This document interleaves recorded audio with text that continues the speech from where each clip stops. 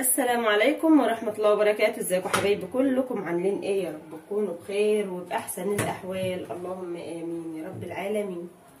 نسمي الله كده ونصلي على الرسول عليه أفضل الصلاة والسلام. اللهم صل وسلم عليك يا حبيبي يا أفضل خلق الله وعلى آله وأصحابه أجمعين.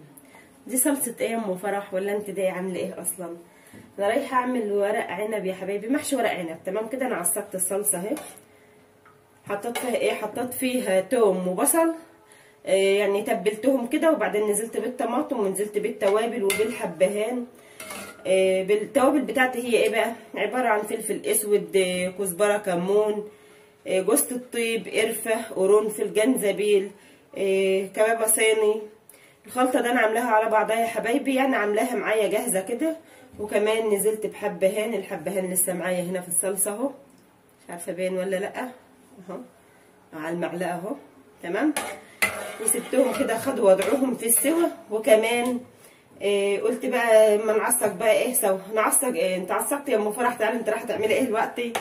انا عملت بقى الرز يا حبايبي، كمان غسلته وحطيت عليه الخضره بتاعته. الخضره دي اللي هي ايه؟ شبت وكزبره. ده شبت وكزبره، بحب الخضره بتاعتها تكون كتيره يا حبايبي. وكمان كميه المحشي اللي معايا كيلو الا ربع من ورق العنب. طبعا احنا كلنا عارفين يعني ايه ورق العنب ما بيوزنش يعني قد كده، فبيبقى كتير يعني بالنسبه للميزان، فهو بيبقى كتير. تمام، طبعا حاطه الملح بتاعي مجهزه، لان انا مجهزه من بدري بس على حلقات كده، يعني ايه على حلقات. حاجتي كلها ما كنتش مجهزاها مره واحده بصراحه يعني، فعشان كده ما بداتش التصوير معاكم. تمام، اقلبها كويس بالشكل ده كده. الخضره بتاعتك لو حابه بقى يا حبيبه قلبي كرفس بقى بتاع ده اسمه ايه، بقدونس، كلام من ده، فهو الحاجات دي مش متوفره عندنا كجونا جو الريف هنا. اللي متوفر عندنا ومعروف كمان الشبت والكزبره. تمام، هقلبهم تقليبه كده حلوه واخلطهم في بعضهم، واقول لكم انا عملت ايه في ورق العنب. قلبت معاكم كده الرز بتاعي في الصلصه، يعني العصاج بتاع المحشي يا حبايبي. انا بحب اضيفه على النار تاني علشان خاطر ما يبقاش معايا سوائل من الميه، او وانا بحشي كده ما يخرش ميه كده، انا ما بحبش كده. تمام، بعصجه زي ما انتم شايفين كده اهو، القعر معاه ناشف اهو اهو، شايفينه عامل ازاي؟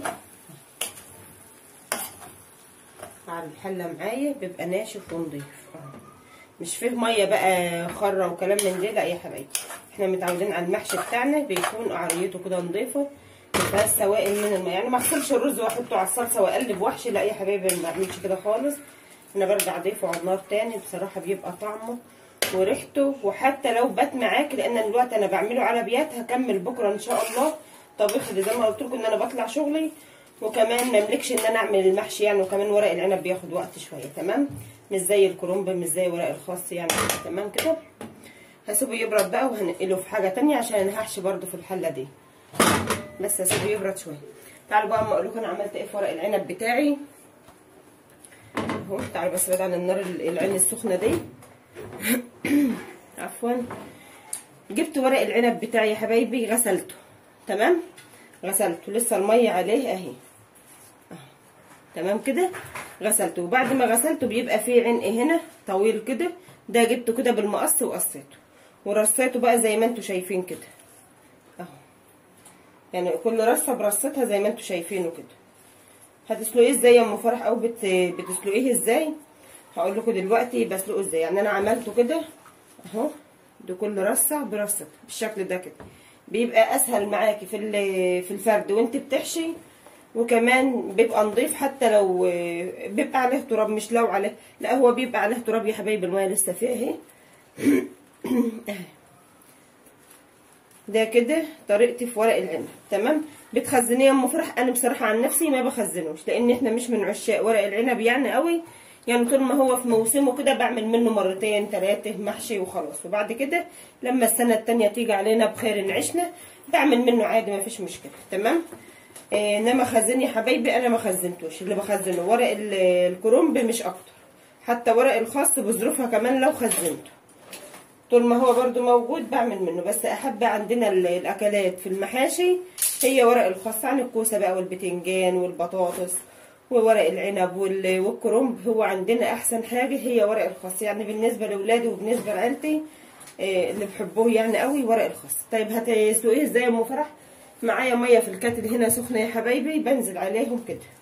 هو ما بيتحملش اصلا السليق، مش ان انت بقى تغلي ميه وتنزليه فيها والكلام ده، لا يا حبايبي خالص، ما فيش الكلام ده خالص. ورق العنب من الحاجات زي معامله ورق الخاص كده. تمام تمام كده بالشكل ده. هنزله بقى كده في الميه اهو اهو تاني برضو عشان قلب الرصه ياخد وضعه. طب هتجمعيه رصه ازاي يا ام فرح تاني؟ هخليكم معايا برضو خطوه بخطوه للمبتدئين او اللي لسه مثلا لان انا اتسالت سؤال كده وانا بجيبه النهارده، بتتعاملي معاه سليق ازاي؟ يعني حد واقف معايا بيشتري، انا عمري ما عملته، وكمان ما اعرفش ان انا اسلقه، وكمان ما اعرفش ان انا الفه. فكل ما كان وارد يكون فيه حاجه زي كده يا حبايبي، لان في الناس يعني مش يؤسفني ان اقول مش خبيره مطبخ او ملهاش في المطبخ يعني. تمام. الورقه كده خلاص دبلت معانا اهي الشكل ده اهي، ما تقلقيش عليها يعني تتهري منك او حاجه اهي. الورقه ادى اللون ده معانا اهو. تمام. هتخزنيه، وحابه ان انت تخزنيه برضو اعمليه بالطريقه دي، وما تغليش الميه عليه وهو على البوتاجاز بالشكل ده اهو يا حبايبي. تعالوا كده يا شويه الميه على اهو، وميه بارده خالص اهي بالشكل ده اهي.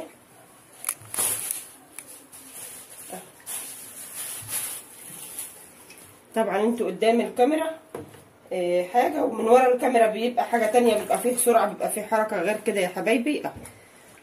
ده لونه لما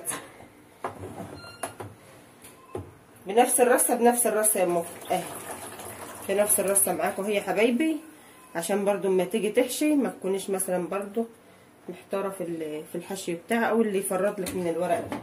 تمام كده. الميه نازله نضيفه معانا، حتى نسيت ان انا اوريها لكم، وكمان البلاستيكيه بتاعتي نضيفه او الطبق بتاعي نضيفه اهو، ما فيهوش تراب، ما فيهوش رمل، ما فيهوش اي حاجه من ده خالص.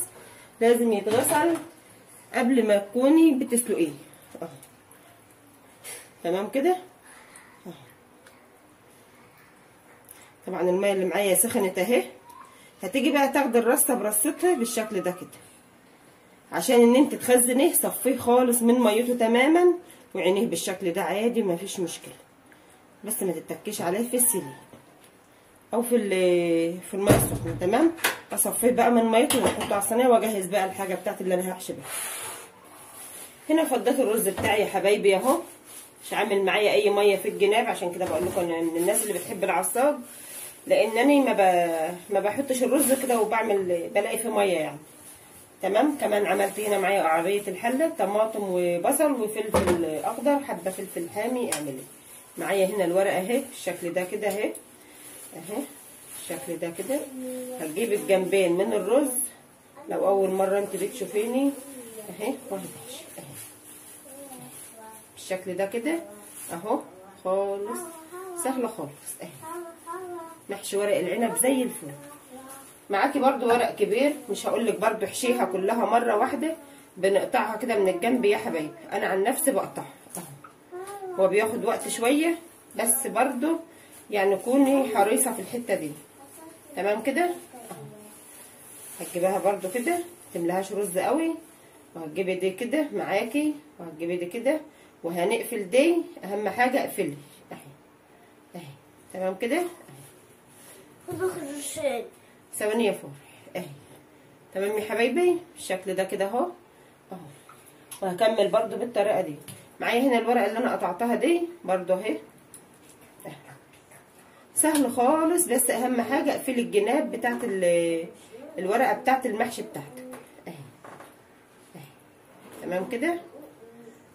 هو بياخد وقت شويه، مش زي الكرنب يا حبايبي. ورق العنب ده حاجه يعني من الاكلات الجميله. هكمل بقى بالشكل ده يا حبايبي زي ما قلت لكم، وان شاء الله يعني ان كان ليا عمر هكمل معاكم بكره، لان انا بعمله على بيات، لان في وقتي ما يسمحش ان انا اعمل اصلا الاكل ده معايا في يومي، لان ما بملكش. تمام كده. حتى لو اليوم طويل يا ام فرح، حتى لو اليوم طويل يا حبايبي، شغل البيت ما بيخلص، من غسيل لتصبين اللي عارف بقى كلمه تصبين، في ناس بتقولها نغسل، احنا بنقولها هنصبن. يعني ايه هنصبن؟ هنصبن الملابس يا حبايبي. تمام. في ناس بتقول عليها هنصبن المواعين، بس احنا هنا بنقولها نغسل المواعين. فهي الدنيا كلها عكس بعضها. يا رب يا رب يا رب نقدر نستفيد كلنا من بعضنا لو باي حاجه. وان شاء الله هوريلكم برده محشي ورق العنب ده وهو مستوي معايا، وهوريكم برده انا عملته ازاي. تمام. وكده حبايبي انا بدات كده في اليوم الثاني، والحمد لله من فضل ونعمه من ربنا. ده المحشي بتاعي اهو، ده ورق العنب بتاعي اهو. تمام. اللي انا عاملاه معاكم امبارح بالليل. عشان كده بقول لكم يا حبايبي انا وقت ميس محشي، فعشان كده ببقى جاهز حاجات من طبيخي زي المحشي، زي الحاجات اللي بتاخد وقت معانا دي. عملت ايه تاني بقى؟ عملت دي الفراخ البيضه بتاعتي، فراخ الدور ده ما كبرتش ومش عارفه ايه السبب، علف بعلف. هو بقى ايه، الفرخه اخرها معايا في الوزن كيلو ونص كده، مش زايده يا حبايبي. دي اكبر مقاسات، يعني معايا مقاسات اقل من كده بكتير. معايا مقاسات اقل من كده بكتير. طيب نوع العلفه برده ما غيرتوش اهو. دي الحوايج بتاعتها جبتها فل الفل لان جسمها حلو. الكبده بتاعتها برده يعني تعرفي الفرخه او البطه تعبانه ولا مش تعبانه من الكبده بتاعتها. الكبده معايا هنا. ايه السبب في ان هم يكبروا؟ الله اعلم الله اعلم. مش عارفه ايه السبب برده، بس في ناس بتبقى قالت لي ان ده سبب تغيرات الجو، لان الجو مش ثابت على حال واحد زي ما انتم فاهمين. كل يوم لا، يوم حر يوم برد يوم بشت يوم شارد كده يعني. فهو او بالفصيح اللي بتشر فرخ التوت ياكل ويموت. الحمد لله احنا مش عاوزين موت، لان العلفه غاليه جدا وكلنا اكيد عارفين اسعار العلفه. معايا هنا خلطه من التوابل بتاعتي هنزل عليهم بقى كده. تمام. معايا هنا كركم، الخلطه دي فيها كركم برده يا حبايبي، بس الكركم بنحبه برده يبقى ايه طبق الشوربه كده يعني مستحب وحلو. كمان معايا هنا حبهان ولوري وقرفه خشب. هحط ايه عود بسيط كده، 4 فصوص حبهان ورقتين لوري ويا القرفه كده، بتبقى طعمها حلو برده. وكمان الملح بتاعنا ما ننساهوش. الملح بيتحط للفراخ قبل مش زي اللحمه خالص يا حبايبي. يعني انا بحط الملح للفراخ مش زي اللحمه. اللحمه ما بنحطهاش هنا الا قبل السوا حاجه بسيطه. معايا هنا ايه بقى؟ معايا هنا بصل، مش هسيبه برده سليم كده، هديله بس ايه شقه بسيطه كده وهحطه. انا مختاره صغير عشان يستوي معايا كده مع الفراخ بتاعتي، بيبقى طعمه وريحته زي الفل. معايا هنا برده قرن فلفل احمر اخضر حامي، هحطه زي ما هو، مش هاجي يمه عشان ما تبقاش الدنيا حراقه يعني ايه. معايا اطفال برده. معايا هنا توم، كل ده مع الفراخ والشوربه يا حبايبي بيبقى طعمه حكايه. وكمان حبايتين من الطماطم. ده الحبايه دي شايفين شكلها عامل ازاي، ومن بره سليمه مش باين فيها اي حاجه. سبحان الله. شايفينها من بره، من جوه عامله ازاي. الحمد لله. قلب الطماطم يعني الحمد لله الحمد لله. لا والله دي حلوه كفايه كده. هحط ديت برده معاهم، بتدي طعم وبتدي ريحه ولون برده بيبقى للطماطم حلو. تمام. هعمل ايه بقى مع ده كله؟ هديهم تقليبه بسيطه، بس قبل التقليبه هوطي النار بتاعتي. تمام. الشكل ده كده اهو. ما قطعتش الفراخ ليا الفراخ هي مش مستاهله تقطيع يا حبايبي، لان هي موازينها مش كبيره، الموازين معايا صغيره. دي الفراخ اللي انا شاويه معاكم منها اول امبارح، هي ما كبرتش، مش عارفه ايه السبب، بس زي ما قلت لكم احتمال يكون السبب الجو، وهو احتمال كبير برضه لان انا مربيه على السطح زي ما انتم شايفينه معايا، ما عنديش مكان تاني غيره اربي فيه. تمام. ههدي النار عليها وهسيبها ان هي تتلوح او هتتشرب كده مع بعضها معاها التوابل دي كده خلاص. ما انتش هضيف لها اي اضافات غير الميه المغليه وهحطها عليها وخلاص يا حبايبي. كده حبايبي الفراخ هنزل عليها بميه سخنه مغليه، ما تنزليش عليها بميه ساقعه غلط يا حبايبي. وكمان هتعمل معاكي ريمه كده، هتبدا تغلي معاكي، والريمه اللي احنا مش حابينها غرزنا ليه ريم بالشكل ده كده اهو، وهسيبها تغلي بقى مع نفسها. فراخي بسم الله ما شاء الله داخله على سوا، بس مش هستنى بقى لما هي تستوي. انا هاخد شوربه وهنزل بها على المحشي بتاعي ده برده اهو. هو اخد من طعم الفراخ والتوابل بسم الله ما شاء الله بالشكل ده كده اهو يا حبايبي. وهاخد العيد وهسيبها تكمل السوا بتاعها، وكمان المحشي بتاعي يستوي.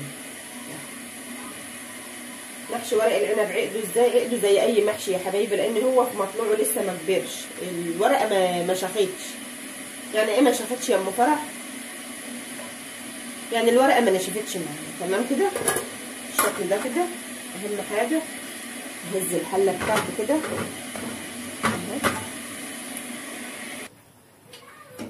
ولعت عليه. معايا هنا طماطمايه بقى هقطعها واسيبها على الوش بالشكل ده كده. مثلا ده كمان بمعلقه، والمعلقه كمان سابتني ومشت. تمام كده. عايزه تقطعي ليمون حطي، بس احنا مش من محبين الليمون على وش المحشي بصراحه، يعني بدي طعم لسعه كده، ومش بنحبه الحامض يعني بتاع الليمون. تمام، مش لسعه يعني حاجه وحشه. تمام كده عشان بس اظبط الحله بتاعتي، وهسيبها بقى لما تستوي وخلاص. حمرت الفراخ بتاعتي يا حبايبي شكل ليه ما شاء الله يفتح النفس لوحده. شايفين الشكل عامل ازاي؟ ده تحمير فرن مش تحمير سمنه ولا زيت يا حبايبي. انا بحمر في الفرن على طول، احطها على صينيه كده وبحمر في الفرن على طول. تمام. هنزل عليها بقى بشويه ملح وكمون كده، حاجه كده بسم الله ما شاء الله تخلي معاك الطعم حكايه. بسم الله ما شاء الله على الجمال. ونديلها ليمونتين هنا، الله على الجمال. اغرف بقى المحشي بتاعي، شايفينه عامل ازاي؟ بسم الله ما شاء الله على الجمال. شوفوا بقى ونحط العشاء.